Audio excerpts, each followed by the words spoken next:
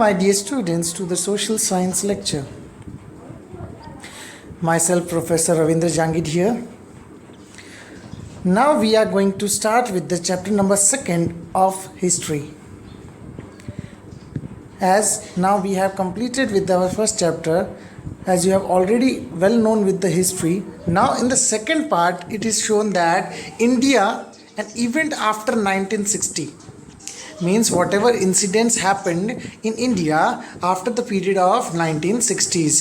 तो ये चीज़ें हम इस चैप्टर के अंदर पढ़ेंगे और उसके पहले इंट्रो पार्ट दिया गया है आपका before 1960 how we got independence and what kind of things had been happened in our country during the time of independence. That has been given in the intro part. So in this chapter we are going to study event after 1960s. It means event in 1960, 1970s, 1980s, 1990s and up to 2000 and many more things about it. ठीक है, तो एक एक करके हम इसको study करते हैं. प्लीज़ ज़रा ध्यान दीजिएगा. So now in this first paragraph we are going to start. India became independent in 1947 CE and India accepted the constitutional framework in 1950 and became a sovereign democratic nation. The Indian society is a multicultural and the people of various languages, religious, ethnicities and caste living together. अब आप लोग के लिए कुछ concepts नए होंगे, जैसे example BC, BCE, CE, AD. ये जो वर्ड यूज़ होते हैं हमारे हिस्ट्री, ये जो वर्ड यूज़ होते हैं ये कुछ हिस्टोरिकल टर्म्स है. जिसके एग्जांपल फॉर एग्जांपल BC का मतलब होता है बिफोर क्राइस्ट, AD का मतलब होता है एनी डोमिनी और CE का मतलब होता है कॉमन एरा. कॉमन एरा मतलब क्या, क्रिश्चियन एरा भी बोलते हैं इसको और क्रिश्चियन एरा के साथ इसको क्या कहते हैं, कॉमन एरा भी कहा जाता है. क्रिश्चियन एरा क्यों, क्योंकि यहाँ पे ऑलमोस्ट जब ब्रिटिश लोग ने हिस्ट्री लिखना चालू किया था तब वो लोग ने वर्ड कौन सा यूज़ किया, CE. सो मॉडर्न इंडिया के अंदर जब भी हम वर्ड यूज़ करते हैं उसको क्या कहते हैं, CE. That is a Christian era or a common era. Medieval period, जब मिडिवल पीरियड की हम बात करते हैं, मिडिवल जैसे एग्जांपल हिस्ट्री का आपको डिवीजन अगर नहीं पता रहेगा तो जब नॉर्मल लेक्चर्स हमारे रेगुलर चालू हो जाएंगे तब उसके अंदर मैं आपको पूरा क्लैरिफिकेशन करने के बाद ही टॉपिक स्टार्ट करूंगा. बट यहाँ पे अभी फ़िलहाल उतना पॉसिबिलिटी नहीं है, इसके लिए मैं आपको शॉर्ट में एक्सप्लेन कर देता हूँ कि हिस्ट्री के 3 डिविजन्स होते हैं, ancient, medieval and modern. Modern में जैसे मैंने आपको बताया लास्ट पार्ट जो होता है उसके अंदर CE लगाते हैं हम लोग, कॉमन एरा और क्रिश्चियन एरा. सबसे फर्स्ट पार्ट आता है आपका एंशियंट, उसको हम लिखते हैं BC. BC means before Christ और BCE भी लिखते हैं यानी बिफोर कॉमन एरा.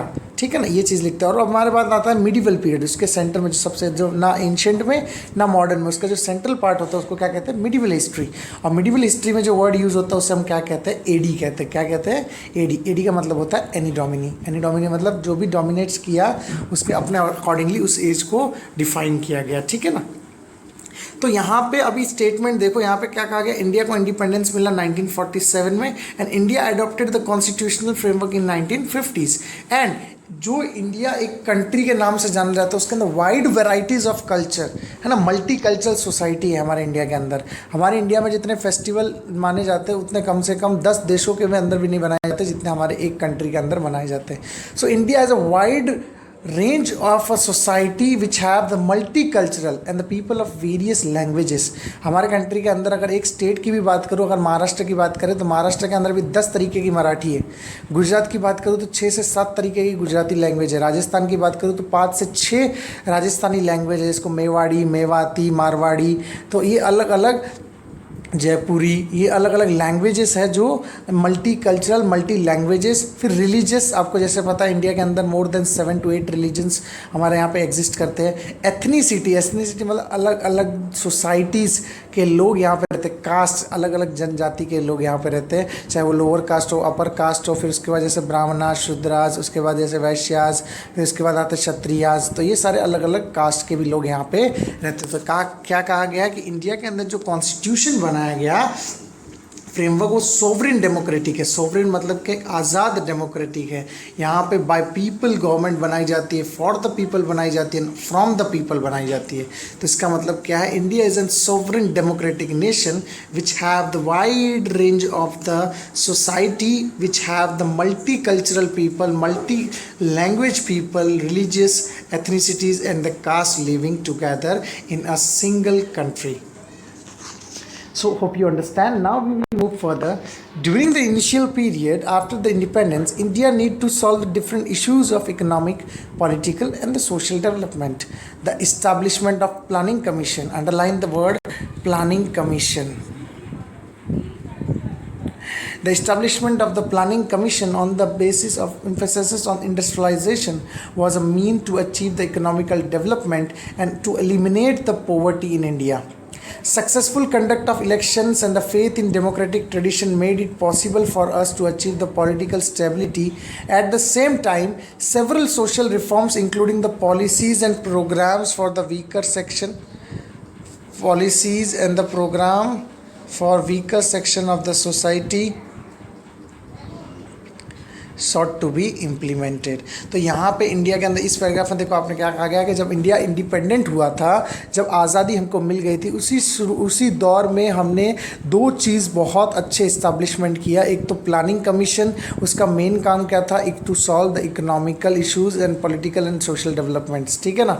और इसका मेन एम था इंडस्ट्रियल डेवलपमेंट, इंडस्ट्रियलाइजेशन करना कंट्री के अंदर और अचीव करना इंडस्ट्रियलाइजेशन को एक हायर लेवल पे और एलिमिनेट करना पॉवर्टी को इंडिया से. ये इसका मेन विजन था और मेन मिशन भी था. उसके अलावा हमारे कंट्री के अंदर 1950s के कॉन्स्टिट्यूशन बनने के बाद फर्स्ट इलेक्शन 1951 में हुए, जो एक डेमोक्रेटिक फेथ यानी भरोसा जो डेमोक्रेटी के अंदर था वो उस समय से जागरूक होने लग गया.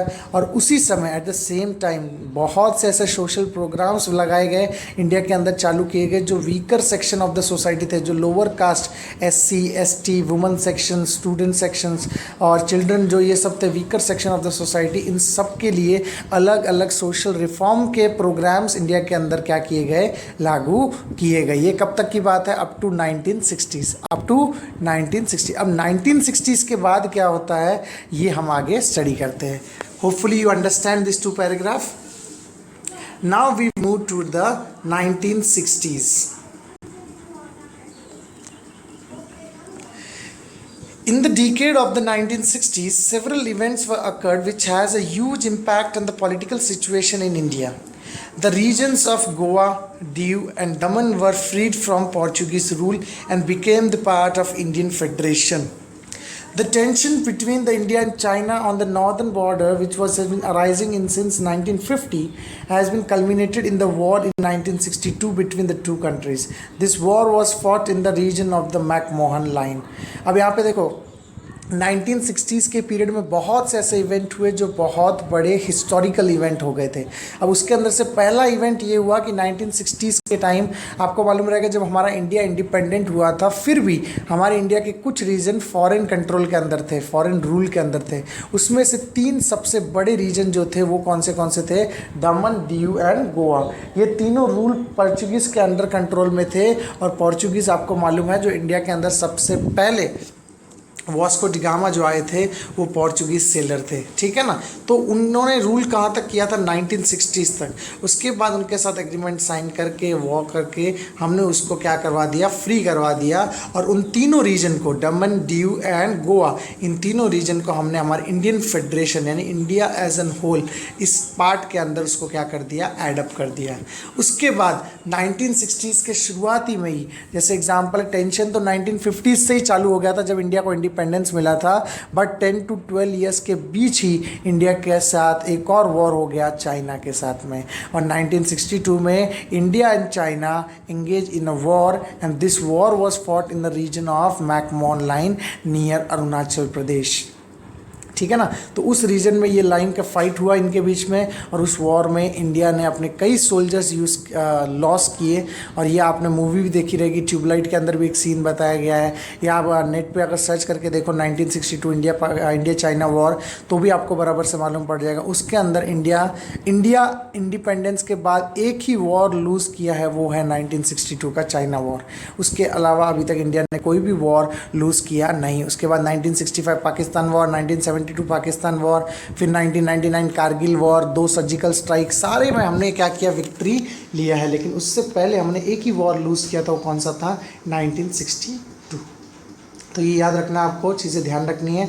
उसके बाद after India became independent, Pandit Jawaharlal Nehru became the prime minister, led the country. सबसे पहले हमारे इंडिया के जो प्राइम मिनिस्टर थे वो कौन थे? Pandit Jawaharlal Nehru. He was the architect of Indian foreign policy. Indian foreign policy क्यों कहा गया? क्योंकि जब इंडिया इंडिपेंडेंस हुआ तो हमारे इंडिया के पहले प्राइम मिनिस्टर, पहले प्रधानमंत्री कौन थे? पंडित जवाहरलाल नेहरू। तो उन्होंने इंडिया के फॉरेन मिनिस्ट्री को संभाला साथ साथ में, और फॉरेन पॉलिसी कैसी होनी चाहिए, हमें कौन से देश के साथ फ्रेंडशिप रखनी है, हमें कौन से देश के साथ, जैसे एग्जाम्पल नॉन फ्रेंडली रहना, एनिमी नहीं बोल सकते, नॉन फ्रेंडली रहना, ये सारी चीज़ें किसने आर्किटेक्ट किया, किसने डिज़ाइन की? पंडित जवाहरलाल नेहरू ने। So he is rightly called as an the architect of the Indian foreign policy. His contribution to the social and economic development of India is very significant. Significant मतलब बहुत ही पावरफुल रहे। जो India की शुरुआती तौर पे इकोनॉमिकल, सोशल और political development जो इंडिया में हुआ, उसका पूरा कंट्रीब्यूशन, ऑलमोस्ट जो सिग्निफिकेंट कंट्रीब्यूशन है वो किसको जाता है? आपके पंडित जवाहरलाल नेहरू को। Pandit Nehru was passed away in 1964। देखो 1960s के दौर में बहुत से इंडिया को झटके लगे, ठीक है ना। पहले वॉर हो गया, फिर उसके बाद पंडित जवाहरलाल नेहरू की डेथ हो गई, उसके बाद लाल बहादुर शास्त्री को भी थोड़े टाइम में डेथ हो गई, उसके बाद 1965 में वॉर हो गया पाकिस्तान के साथ। सो 1960 से लेके 1970 का जो दौर था वो इंडिया के लिए बहुत ही डेंजरस साबित हो गया था उस समय में। So Pandit Jawaharlal Nehru passed away in 1964। Lal Bahadur Shastri succeeded him and became the next prime minister of India. देखो पंडित जवाहरलाल नेहरू कौन से ईयर में बने थे? 1951 में, और उनकी डेथ कब हुई? 1964। तो उनका प्राइम मिनिस्टर के दौर कितने थे? 3 टाइम प्राइम मिनिस्टर बन चुके थे वो। It means it has been in power, he is use to be in power up to 14 years. 14 years तक वो कंटिन्यू क्या रहे? Prime minister. उसके बाद कौन आ गए उनके बाद? Lal Bahadur Shastri succeeded him and became the next prime minister of India. As he became the prime minister during his tenure, India and Pakistan went to war over the Kashmir issue in 1965। 1964 में जवाहरलाल नेहरू की डेथ हुई, 1964 में लाल बहादुर शास्त्री प्राइम मिनिस्टर बने, और उसके next year में ही, 1 साल के अंदर ही, हमारा इंडिया पाकिस्तान के साथ क्या हो गया? वॉर हो गया। The Soviet Union tried to mediate between the 2 country. Lal Bahadur Shastri gave the slogan जय जवान जय किसान। उसी समय में क्या किया? जब सोवियत यूनियन यानी कि आपका रशिया जो है, उसने सोचा कि मीडिएशन कर लूँ, यानी इसके बीच में समझौता करवा ले, लेकिन माने नहीं। और उस समय लाल बहादुर शास्त्री ने जो स्लोगन दिया था, वो स्लोगन कौन सा था? जय जवान जय किसान। ये आपको याद रखना, एग्जाम में आ सकता है। Dash slogan was given by Lal Bahadur Shastri during 1965 war. आपका आंसर क्या होना चाहिए? जय जवान जय किसान। या एग्जाम पे ट्रू और फॉल्स आ जाए कि जय जवान जय किसान स्लोगन वॉज गिवन बाय लाल बहादुर शास्त्री, तो आंसर क्या आएगा आपका? ट्रू। तो ये चीज़ें ध्यान रखनी है आपको, कुछ अंडरलाइन करते रहो जो मैं बोल रहा हूँ आपको। with which he highlighted the importance of Indian soldier and the Indian farmer। जय जवान जय किसान का मतलब क्या होता है कि हमारे कंट्री में जो पावर बनाए रखे है और जो हमारी कंट्री को स्ट्रेंथ यानी पावर, जो सपोर्ट, जो स्ट्रांगनेस जो है, जो स्ट्रेंथ दिए है, वो 2 जन सबसे ज़्यादा इंपॉर्टेंट है। वो कौन है? एक इंडिया के सोल्जर्स और एक इंडिया के फार्मर्स। इंडिया के सोल्जर इंडिया को प्रोटेक्ट करते हैं और इंडिया के फार्मर्स इंडिया को फीड करके और ज़्यादा स्ट्रेंथ एंड पावरफुल बनाते हैं। तो इसीलिए उन्होंने कौन सा स्लोगन दिया? जय जवान जय किसान। Lal Bahadur Shastri breathe his last at Tashkent in 1966। 1966 में जब ताशकेंत रशिया के अंदर समझौता करने के लिए गए लाल बहादुर शास्त्री, तो उस समय उनकी डेथ हो गई। और उनकी डेथ आज भी एक मिस्ट्री है। मिस्ट्री मतलब क्या है? ये सॉल्व नहीं हो पाया कि उनको हुआ क्या था, और बताया जाता है कि वो हार्ट अटैक से उनकी डेथ हो गई थी। लेकिन माना ये जाता है कि आज भी कुछ ऐसे सस्पेंसिव चीज़ें हैं कि माना ये जाता है कि लाल बहादुर शास्त्री का मर्डर किया गया था। लेकिन ये आज भी क्या चीज़ है? ये एक सस्पेंस है, अभी तक इसके ऊपर क्लियर हुई नहीं है। तो ये याद रखना है आपको। Lal Bahadur Shastri breath his last at the Tashkent in 1966। ठीक है। उसके बाद नेक्स्ट वन आता है इंदिरा गांधी। देखो 1960s के अंदर एक 10 ईयर्स के अंदर 3 प्राइम मिनिस्टर बन गए थे। एक बने जवाहरलाल नेहरू, उसके बाद बने पंडित लाल बहादुर शास्त्री, उसके बाद आई इंदिरा गांधी। तो इंदिरा गांधी का जो टेन्योर स्टार्ट होता है वो होता है 1966 से लेके पहले होते हैं 79 तक। उसके बाद बीच में 2-3 साल तक वो भारतीय जनता संघ आएगा, वो आपको आगे मालूम पड़ जाएगा। उसके बाद फिर से एक बार इलेक्ट होती है और उसके बाद 3 साल के अंदर ही उनकी एक मतलब उनका मर्डर कर दिया जाता है। ठीक है ना, तो वो चीज़ें हम आगे स्टडी करेंगे, तो ध्यान से स्टडी करो। Indira Gandhi became the Prime Minister of India in 1966. During her tenure, Pakistan's oppressive policy in East Pakistan resulted in a big movement there, and this movement was led by Sheikh Mujibur Rahman and his organization Mukti Bahini. This crisis in the East Pakistan affected India as well because millions of refugees came to India. Refugee का मतलब क्या होता है? शरणागति। Refugee का मतलब क्या होता है? शरणागर्थी। देखो आपको अगर हिंदी में लिखना है शरणागर्थी,